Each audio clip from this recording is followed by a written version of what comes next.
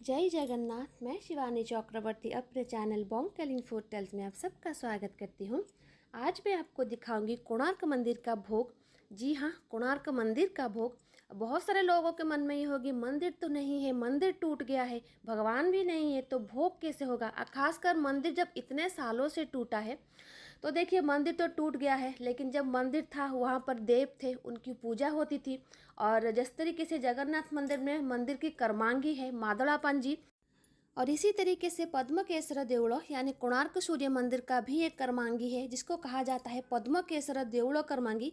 और कोणार्क मंदिर के बारे में जानने का सबसे प्रमुख स्रोत जो है वो वही पंजिका है, वही कर्मांगी है। तो उसमें विस्तृत रूप से लिखा है कि भगवान जी की पूजा पद्धति, भोग व्यवस्था, उसमें सब कुछ लिखा हुआ है। उसके बारे में जो हमारी सीरीज चल रही है कोणार्क टेम्पल के ऊपर, unknown facts about Konark temple, तो उसमें हम बताएंगे आगे जाकर। लेकिन ये अगर भोग का वीडियो और स्टोरी का वीडियो हम एक साथ डालेंगे तो वीडियो बहुत लंबा हो जाएगा। लेकिन मैं चाहूँगी अगर आपको सब कुछ ठीक से समझना है तो आपको वो सीरीज भी देखनी होगी जो स्टोरी के साथ आती है, क्योंकि उसमें पूरी तरीके से सब कुछ होगा कोणार्क मंदिर के बारे में, 1 से लेकर 100 तक सारी जानकारियाँ होंगी और वो आपको बहुत अच्छा लगेगा।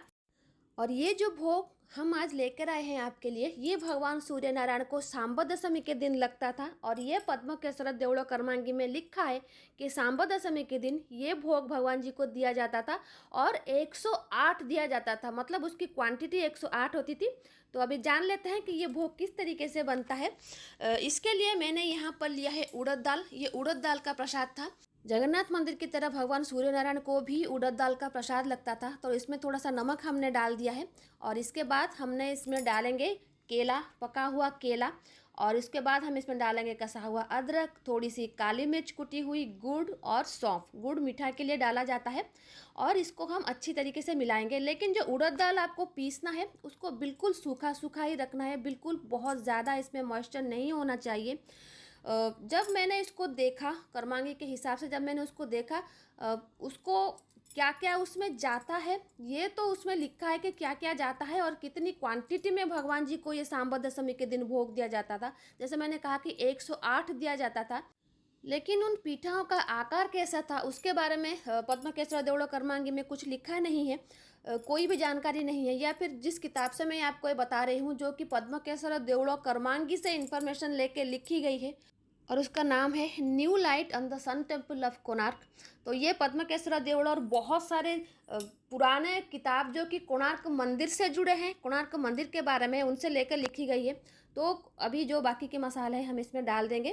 तो जैसा मैंने कहा कि शेप के बारे में तो कोई भी ज़्यादा जानकारी वहाँ पर नहीं है, तो यहाँ पर मैं अपने हिसाब से उसको शेप दे के इस भोग को बनाऊंगी। आप चाहें तो बड़ा बना सकते हैं, छोटा बना सकते हैं। अगर कभी आप सूर्य नारायण को इसको देना चाहें तो।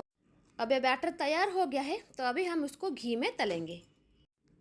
और यहाँ पर हमने गैस पर पैन चढ़ा दिया है और उसमें घी भी दे दिया है।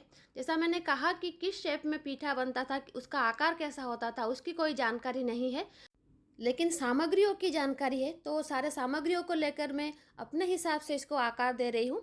तो इस तरीके से बनाएं पीठा। क्योंकि हमने इसमें केले का भी इस्तेमाल किया है तो केयरफुली उसको थोड़ा बनाएं, क्योंकि नीचे लगने के चांसेस बहुत ज़्यादा होते हैं। पुराने ज़माने में लोहे के बर्तन या फिर मिट्टी के बर्तन या फिर बेल मेटल के बर्तन, इसमें से बनाए जाते थे खाना, और कुछ दिन यूज होने के बाद वो ऑलरेडी नॉन स्टिक की तरह काम करते थे। तो अभी हम क्या करेंगे, इसको अच्छी तरीके से एक साइड पकाएंगे। जब तक एक साइड नहीं पकता तो वापस हम नहीं पलटेंगे, क्योंकि केला है इसमें, ये टूट जाएगा। बीच बीच में इसके ऊपर जो घी है उसको थोड़ा इसके ऊपर इस तरीके से डालते रहता है कि इसका ऊपरी हिस्सा भी पक जाए। तो अभी 5 से 7 मिनट हो चुके हैं एक साइड पकते हुए। तो अभी हम इसको पलटाएंगे, क्योंकि घी या तेल जिसमें भी आप पकाएं बहुत ज़्यादा क्वांटिटी में दी जाती है। तो केयरफुली पलटाएं, वरना छींटा आपके ऊपर आ सकता है। तो कॉमन सेंस की बात है। तो अभी ये देखिए इसका निचला हिस्सा किस तरीके से पका है, इसी तरीके से पकना चाहिए अच्छे तरीके से। खैर मैंने तो भोग को देखा नहीं है, सिर्फ किताब से जानकारी लेकर मैं आपके साथ शेयर कर रही हूँ। लेकिन दिखता शायद कुछ ऐसा ही होगा, क्योंकि उड़द दाल का पीठा है तो इस तरीके से दिखता होगा। और उड़द दाल का भोग ना उड़ीसा के बहुत सारे मंदिर में उड़द दाल का प्रसाद दिया जाता है, क्योंकि मंदिर ऐसा होता था कि आप जो भी खुद खाएं देव को भी वही अर्पण करें। और जगन्नाथ मंदिर में अपने कितने सारे उड़द दाल के रेसिपी हमने बना के आपको दिखाई है। एक साइड तो ये पक चुका है, अब दूसरा साइड पक जाए तो हम इसको निकाल लेंगे। और 2-3 मिनट पकाने के बाद इसका दूसरा साइड भी हो चुका है, मैंने अच्छी तरीके से चेक कर लिया है।